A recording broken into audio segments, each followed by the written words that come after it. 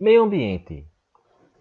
Uma coisa que o projetista tem que entender é que as influências externas, elas interferem no dimensionamento dos seus condutores, dos seus quadros, dos seus componentes, né? E aí quando você consulta a NBR, nossa Bíblia, né? A NBR 5410, você vai ver que ela classifica os ambientes por códigos, tá? Então, toda a definição, todo o critério que a NBR 5410 estabelece, ela faz algumas considerações para poder chegar naquele número, referente à temperatura ambiente, à altitude, à presença de água, à presença de corpos sólidos, de raios solares e outros itens. Então, quando ela vai mostrar uma tabela, por exemplo, ela diz lá está sendo considerado a temperatura ambiente de 30 graus. Então, se for 20 graus, muda o cálculo. Então, todas essas observações são feitas pela 5410. A gente tem que ter ciência que o meio ambiente vai estar influenciando a gente. E aí, como é que são esses códigos da 5410? Só para você ter uma ideia, né? Você vai encontrar na 5410 esses níveis de código. Então, referente à temperatura ambiente, ele está dizendo que considera a temperatura ambiente A4. Então, ele está falando que é um clima temperado de -5 a 40, né? Então, assim, ele faz esse tipo de classificação. Aí a gente tem temperatura ambiente, altitude, presença de água, né, referente à questão da presença de água, né, a probabilidade de presença de água desprezível, a possibilidade de queda vertical de água, enfim, várias condições referentes à presença de água.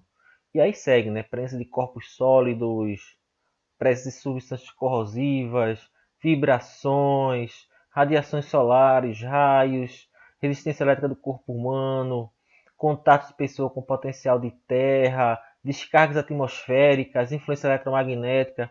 Eu deixei até uma marcação nesse item que foi bem legal, porque referente aqui ao descarga eletrostática, você imagina que isso aqui, isso é besteira.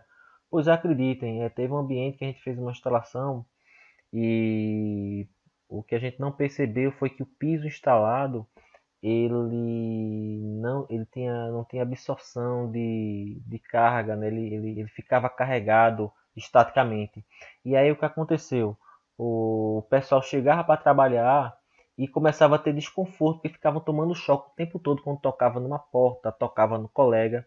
E pasmem, o sistema estava tão carregado que ao chegarem em casa, até as esposas, até os maridos, a encostarem logo na pessoa, elas tomavam choque.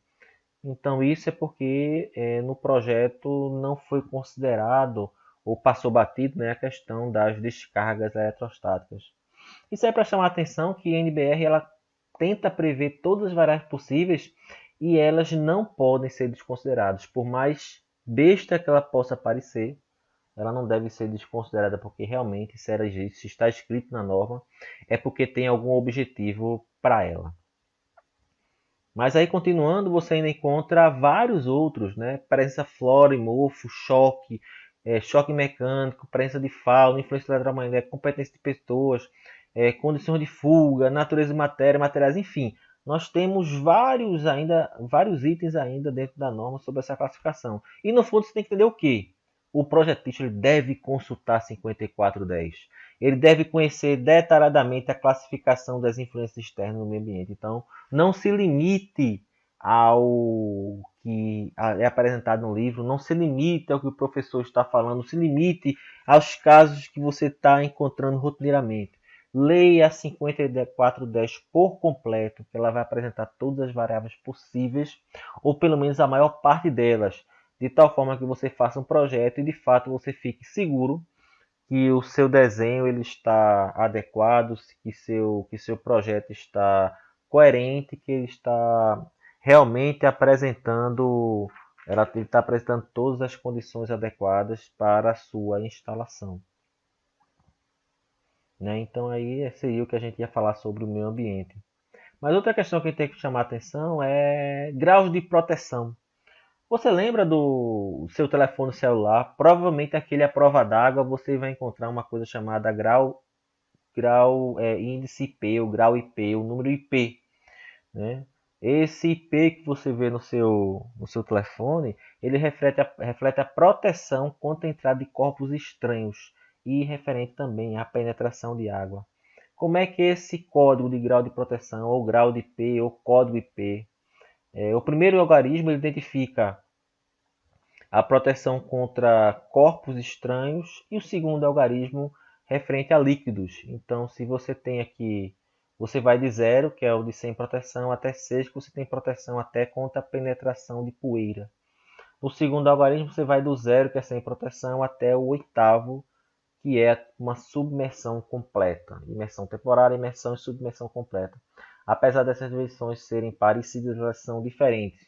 E aí eu deixo para vocês pesquisarem a diferença de imersão e submersão, que aí está se relacionando a uma certa distância que você está colocando o corpo embaixo d'água. Vamos ao exemplo. Você vai comprar você entra no site da VEG e você está especificando alguns sinalizadores, algumas botoeiras. Olha aqui, ó. Grau de proteção IP65. Então, o que quer dizer IP65? IP65. Aquele componente que você está achando aqui, ele tem proteção contra a penetração de poeira e proteção contra jatos de água em todas as direções, mas você não pode imergir ele não é a prova d'água por completo. Tá? Então você encontra aí um exemplo de componentes com grau de proteção IP65. Né? Você pode olhar os motores também, isso aqui é um motor com grau de proteção IP55. E você pode também pesquisar os seus painéis.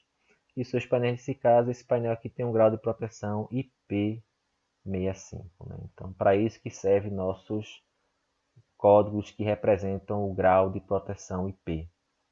Você precisa desse grau de proteção IP porque você vai dimensionar o seu componente para uma certa característica específica da sua instalação, uma certa característica específica da sua indústria.